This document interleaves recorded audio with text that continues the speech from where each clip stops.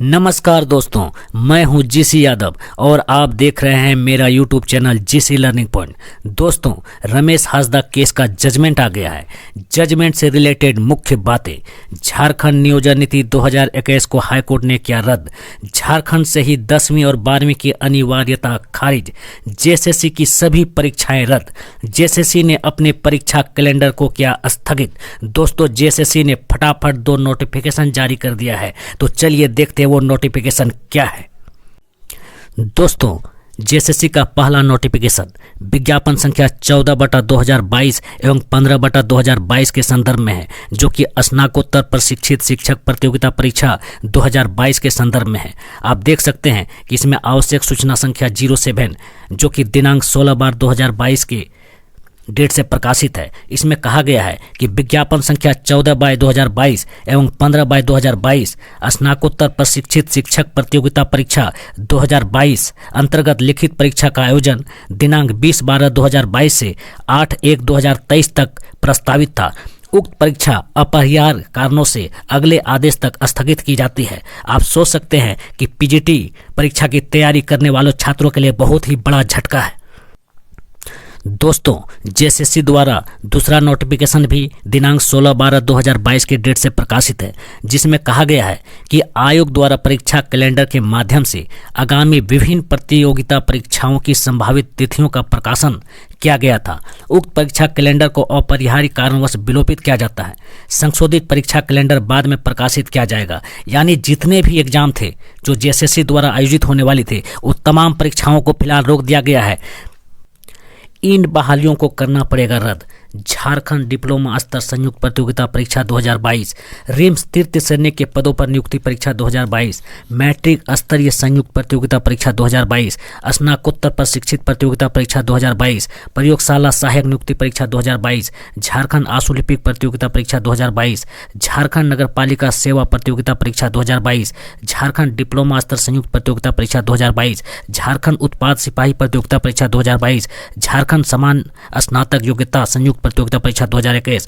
इसी तरह के कुल 23 विज्ञापन होंगे रद्द। कुछ पदों पर बहाली भी हो चुकी है, नियुक्ति भी हो चुकी है। 10,000 से भी अधिक पदों की बहाली होगी रद्द।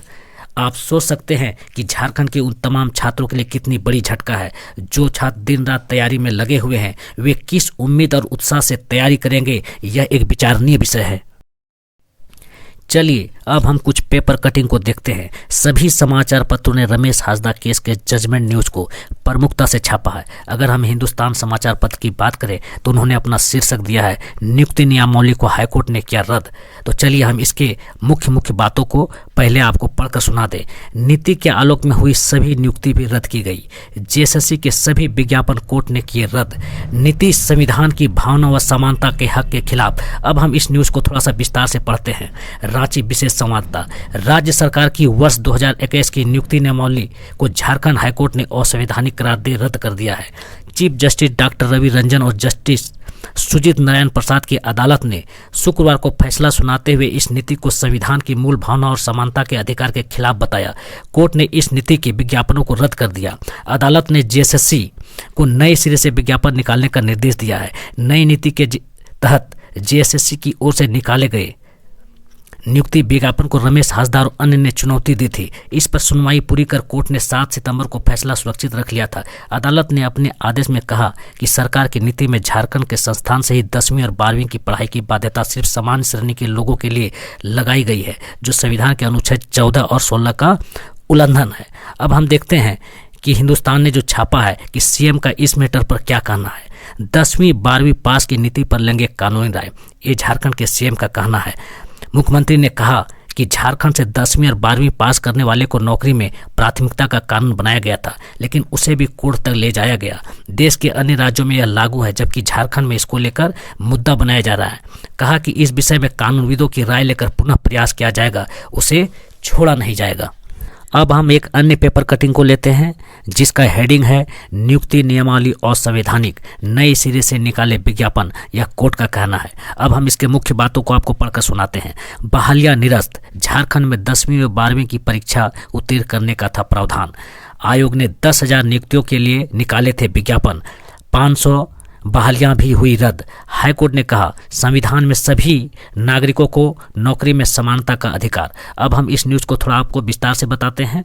झारखंड हाईकोर्ट ने झारखंड कर्मचारी चयन आयोग परीक्षा स्नातक स्तर संचालन नियमावली 2021 को असंवैधानिक करार देते हुए निरस्त कर दिया है। Chief justice doctor Ravi Ranjan और जस्टिस एसएन प्रसाद की खंडपीठ ने शुक्रवार को फैसला सुनाते हुए इस नियमावली को संविधान की मूल भावना और समानता के अधिकार का उल्लंघन करार दिया। अदालत ने इसके तहत हुई नियुक्ति और नियुक्तियों के लिए जारी सभी विज्ञापनों को निरस्त कर दिया है। साथ ही नए सिरे से विज्ञापन निकालने का निर्देश दिया है। 7 दिसंबर को ही इस मामले में दोनों पक्षों की ओर से सुनवाई पूरी हो गई थी। इस संशोधित नियमावली को और इसके तहत नियुक्ति के लिए निकाले गए विज्ञापन को रमेश हासदा एवं अन्य ने हाईकोर्ट में चुनौती दी थी। बताते चले कि इस नियमावली के तहत आयोग ने राज्य में लगभग 10,000 नियुक्तियों के विज्ञापन निकाले थे, जिसके लगभग 500 बहालियां भी हो गई थी। अदालत ने अपने आदेश में कहा है कि इस नियमावली में सिर्फ सामान्य श्रेणी के लिए झारखंड के संस्थानों से 10वीं और 12वीं की परीक्षा उत्तीर्ण करने का प्रावधान किया गया है। आरक्षित श्रेणी को इससे बाहर रखा गया है। सरकार का यह निर्णय संविधान के अनुच्छेद 14 और 16 का उल्लंघन है, जो किसी प्रकार के भेदभाव की अवधारणा नहीं रखता है। सरकार ने क्षेत्रीय भाषा से हिंदी और अंग्रेजी को हटा दिया और उर्दू, उड़िया और दूसरी भाषाओं को शामिल किया है। यह संविधान के अनुच्छेद 14 का उल्लंघन है, अतः इसे भी सही नहीं ठहराया जा सकता। वैसे अभ्यर्थी जिन्हें राज्य के किसी शैक्षणिक संस्थान से 10वीं और 12वीं की परीक्षा उत्तीर्ण नहीं की है अथवा भाषा के आधार पर भेदभाव नहीं किया जा सकता है। संविधान में सभी नागरिकों को नौकरी में समानता का अधिकार दिया गया है। सरकार ने इससे संबंधित नीति बनाने के लिए कोई आधार नहीं बताया। ऐसा कोई सर्वे भी नहीं किया जिससे पता चले कि हिंदी बोलने वालों की संख्या कम हो गई है तथा उर्दू व दूसरी भाषा बोलने वालों की संख्या बढ़ी है। कहा कि भाषा के पेपर में क्षेत्रीय भाषाओं को शामिल करने से कोर्ट को कोई आपत्ति नहीं है। राज्य के अधिसंख्य लोगों द्वारा बोली जाने वाली हिंदी व अंग्रेजी को भाषा को बाहर कर देना गलत है। इस तरह की असंवैधानिक शर्त के आधार पर नियुक्ति नहीं की जा सकती। प्रार्थी की ओर से वरीय अधिवक्ता अजीत कुमार, अपराजिता भारद्वाज और कुशल कुमार। दोस्तों, अब हम सरकार के पक्ष को जानते हैं कि सरकार ने अपने पक्ष में क्या दलीलें पेश की। संस्कृति व रीति रिवाज पर आधारित है नीति, यह सरकार का पक्ष था। सरकार की ओर से दलील देते हुए सुप्रीम कोर्ट के वरीय अधिवक्ता मुकुल रोहतगी और सुनील कुमार ने कहा था कि नियुक्ति नियमावली में संशोधन क्षेत्रीय भाषा के आधार पर किया गया है ताकि यहाँ की संस्कृति और रीति रिवाज के बारे में जानकारी हो सके। राज्य सरकार को नियुक्ति के लिए ऐसी नीति बनाने का अधिकार है। ऐसे में प्रार्थी अथवा अन्य की आपत्ति पर अदालत फैसला नहीं ले सकती। याचिका के आधार पर सरकार के निर्णय में हस्तक्षेप नहीं किया जा सकता है। कई राज्यों में इस तरह की नीति बनाई गई है। राज्य के लोगों के विकास और रोजगार देने के लिए सरकार ने इस तरह की नीति बनाई है। ऐसे में नीतिगत मामले में अदालत को हस्तक्षेप नहीं करना चाहिए। तो दोस्तों, आज का यह मुख्य खबर था। सभी पेपर ने अपने मुख्य पृष्ठ पर इस न्यूज़। दोस्तों, इस प्रकार के इन्फॉर्मेटिव वीडियो पाने के लिए आप लगातार हमारे चैनल में बने रहें।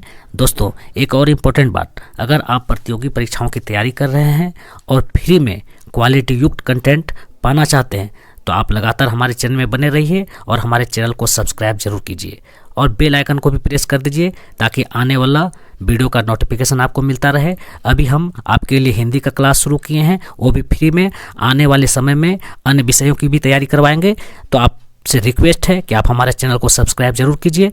तो आज के वीडियो को हम यहीं एंड करते हैं। तब तक के लिए नमस्कार, जय हिंद।